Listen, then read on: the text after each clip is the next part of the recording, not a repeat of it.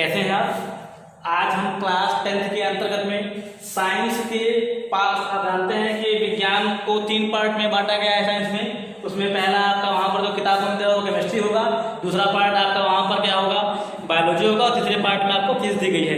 तो उसके अंतर्गत में हम यहाँ पर आपको कौन सा बताना है, फिजिक्स बताना चाहते हैं। ठीक है, तो जो आपका टॉपिक है उसके अंतर्गत में वहाँ पर हम आपको बताएंगे यहाँ पर फिजिक्स के बारे में। तो अब देखिए उस टॉपिक के अंदर पहला चैप्टर आपका फिजिक्स में है वो है आपका लाइट। अब यहाँ पर लाइट है क्या चीज, सबसे पहले तो हम ये जान लेते हैं। देखिए अगर बात की जाए लाइट की, तो लाइट है क्या चीज? देखिए प्रकाश एक प्रकार की ऊर्जा है जो हमारी आंखों को संवेदित करता है और जिसके सहायता से हम वस्तुओं को देख पाते हैं। जैसे एग्जांपल के लिए भी अगर आपसे कहा जाए कि अंधेरे में किसी वस्तु को देख लीजिए, तो क्या आप वस्तुओं को देख पाएंगे? नहीं, बिल्कुल भी नहीं। क्यों नहीं देख पाते? उसका कारण है। उसका कारण ये है कि जब वस्तुओं को वहां पर देखा जाता है, तो जब प्रकाश उस वस्तु पर पड़ता है तो वहां से परावर्तन के पश्चात वो हमारे आंखों पर पड़ता है, तो तब जाके वस्तु हमको दिखाई देती है। तो इसका मतलब ये हो गया कि प्रकाश क्या एक प्रकार की ऊर्जा है और जो क्या करती है, हमारी आंखों को संवेदित करती है और जिसकी सहायता से हम वस्तुओं को देख पाते हैं। तो ये हुआ हमारा प्रकाश। अब बात यहाँ पर ये होती है कि प्रकाश के आधार पर जब हम यहाँ पर वस्तुओं का जब वर्गीकरण करते हैं तो उसको हम क्या करते हैं, 2 टाइप में करते हैं। एक आपका होता है दीप्त और एक आपका होता है अदीप्त। अगर यहाँ पर बात की जाए दीप्त की, जिसको हम कहते हैं ल्यूमिनस, और अदीप्त को कहते हैं इल्यूमिनस। तो अब यहाँ पर देखिए दीप्त क्या होता है, अदीप्त क्या होता है। अगर दीप्त की बात की जाए तो ऐसी वस्तुएं जिनमें स्वतः का प्रकाश पाया जाता है, ठीक है, उन्हें हम दीप्त जैसे कहते हैं। सबसे आप जानते हैं कि सबसे बड़ा अगर एनर्जी का या प्रकाश का स्रोत तो क्या है, सन। लेकिन अगर हम एग्जांपल के लिए बात करें, जैसे आप देखते हैं आप लालटेन है या फिर बल्ब है, जो क्या कहते हैं, प्रकाश को स्वयं उत्सर्जित करते हैं, ठीक है, सोर्स के माध्यम से। अगर बात करें अदीप्त की, तो जो क्या होती हैं, जो प्रकाश को स्वयं उत्पन्न नहीं करती, दूसरे के प्रकाश में प्रकाशमान होती हैं। जैसे इसका अगर हम देखें तो चंद्रमा के पास क्या होता है, स्वयं का प्रकाश नहीं होता है, वो दूसरे के प्रकाश में प्रकाशमान होता है। ठीक है, इस प्रकार से आपके और भी एग्जाम्पल होंगे। अब यहाँ पर अगर बात की जाए, आप इतना जानते हैं कि प्रकाश एक सीधी रेखा में गमन करता है। तो सीधी रेखा में गमन करता है तो उसका अपना एक वेग होता है, ठीक है, निर्वात में। इसको आप क्या कहते हैं, 3 × 10⁸ मीटर पर सेकेंड, या कहीं कहीं पर लिखा होता है 3 × 10⁵ किलोमीटर पर सेकेंड। दोनों एक ही चीज है, उसमें कोई अंतर नहीं है। ठीक है, अब यहाँ पर देखिए अगर हम बात करें उनके पाथ के अनुसार, तो जो प्रकाश गमन करता है तो उसके आधार पर अगर हम मीडियम की बात करें तो मीडियम हमारे 3 प्रकार के होते हैं। उसके अंतर्गत में जो आपका पहला मीडियम होता है, उस पहले मीडियम को हम क्या कहते हैं, पारदर्शी। पारदर्शी इसको हम कहते हैं ट्रांसपेरेंट, ठीक है। और दूसरा हमारा जो मीडियम होता है वो हमारा होता है पारभासी, जिसको हम कहते हैं ट्रांसलूसेंट। और तीसरा हमारा होता है अपारदर्शी, जिसको हम कहते हैं ओपेक्यू। तो अब यहाँ पर देखिए पारदर्शी क्या होता है भाई, जब प्रकाश गुजरता है माध्यम से तो प्रकाश का अधिकतम भाग जब दूसरे माध्यम में पहुंच जाए तो ऐसे माध्यम को हम पारदर्शी माध्यम कहते हैं। और पारभासी में जब प्रकाश का कुछ ही भाग उसके आर पार जा सकता है, ऐसे माध्यम को हम पारभासी कहते हैं। इसके लिए स्वच्छ कांच होगा सीधा एग्जाम्पल, इसके लिए तेल से भीगा हुआ कागज हो सकता है, होता है। अगर अपारदर्शी की बात करें तो प्रकाश का कुछ भी भाग उसके पार आर पार ना जा सके, ठीक है, ऐसे माध्यम को हम अपारदर्शी माध्यम कहते हैं, जैसे दीवार, ठीक है, ये सब हमारे एग्जाम्पल होंगे।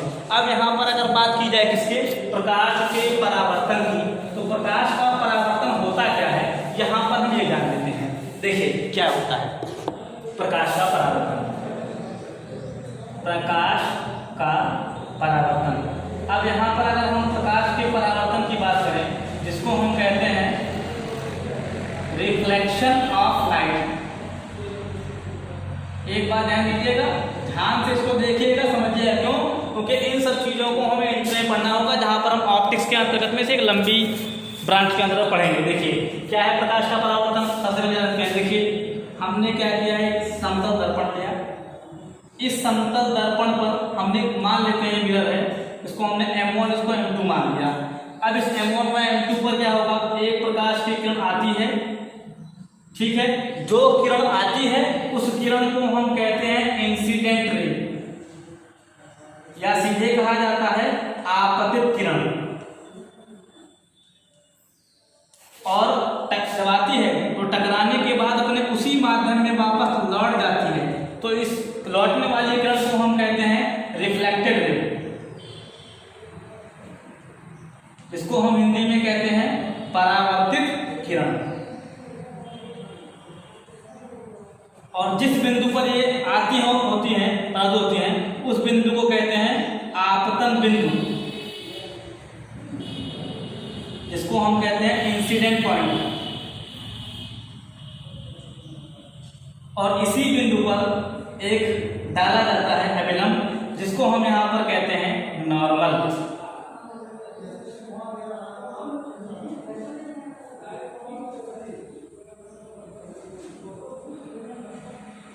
ये हो गया। अब देखिए क्या है प्रकाश के परावर्तन का नियम, ध्यान दीजिए।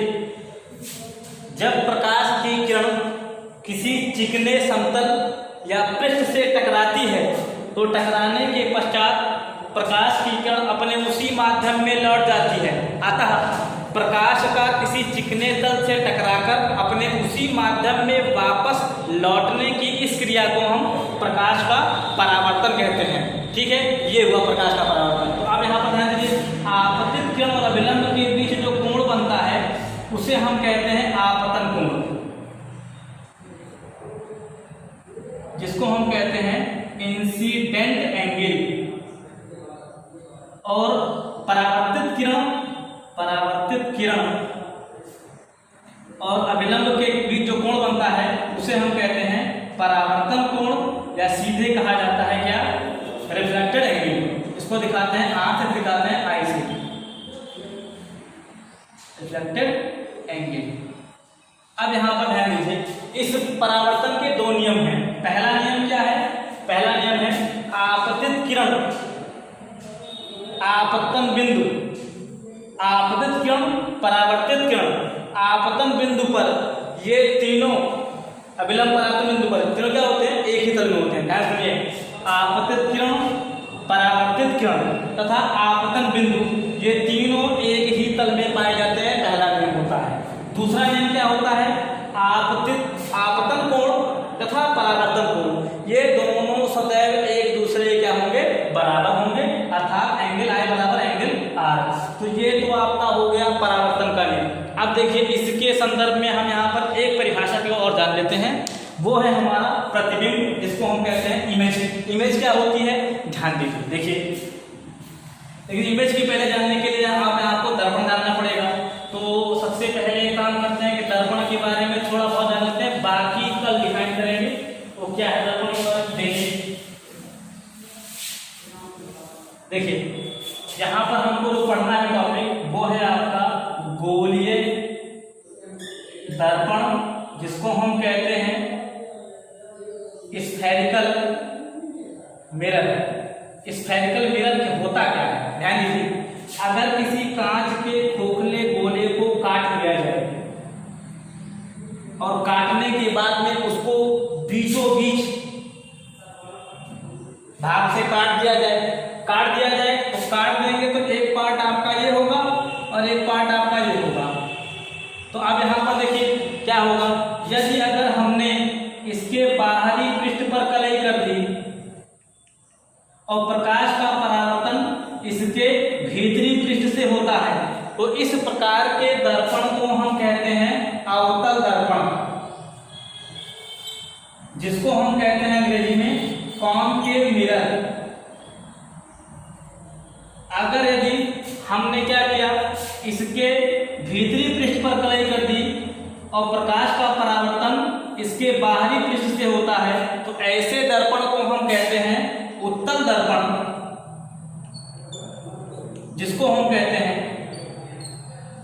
Convex mirror. ठीक है, अब ये हो गए। अब यहाँ पर दर्पण से संबंधित कुछ परिभाषाएं भी हैं, वो भी हम जान लेते हैं क्या होती है परिभाषाएं। देखिए पहली जो परिभाषा यहाँ पर होती है वो होती है आपकी वक्रता केंद्र। जिसको हम कहते हैं रेडियस सेंटर ऑफ कर्वेचर। तो देखिए परिभाषा क्या होती है, खोखला गोला या गोलीय, खोखला गोला जिस गोलीय दर्पण, वह गोलीय दर्पण वो जिस खोखले गोले का भाग होता है, उस खोखले गोले के भाग के केंद्र को हम क्या कहते हैं, उसका वक्रता केंद्र कहते हैं, या सीधे का आता है सेंटर ऑफ कर्वेचर। ठीक है, अब इसके बाद में यहां पर हम बात करते हैं किसकी, वक्रता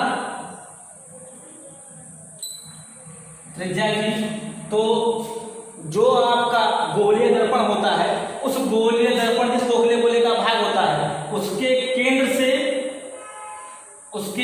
से और उसके ध्रुव को जो मिलाने वाली रेखा या सीधे कहा जाए जो उसकी त्रिज्या होती है, उस त्रिज्या को क्या कहते हैं, उसकी वक्रता त्रिज्या कहते हैं। इसको हम दर्पण में अलग वे से भी डिफाइन करेंगे, लेकिन यहाँ पर इस वे से डिफाइन कर रहे हैं। ठीक है, इसके बाद में हमारा क्या होता है, वहां पर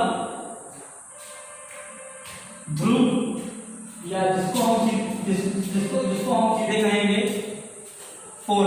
पोल क्या होता है वो ध्यान में देखिए, जो भी आपका दर्पण हो, जो भी आपका दर्पण हो, चाहे वो अवतल दर्पण हो और चाहे वो आपका उत्तल दर्पण हो, तो उस दर्पण के मध्य बिंदु से जो रेखा गुजरती है या उस दर्पण को दो बराबर भागों में बांटती है, उस बिंदु को हम उस दर्पण का क्या कहेंगे, ध्रुव कहेंगे।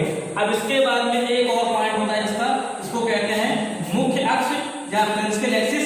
ये क्या होता है, दर्पण के या गोलीय दर्पण के वक्रता केंद्र तथा उसके ध्रुव को मिलाने वाली रेखा को उस दर्पण का हम क्या कहते हैं, मुख्य अक्ष कहते हैं, प्रिंसिपल एक्सिस कहते हैं।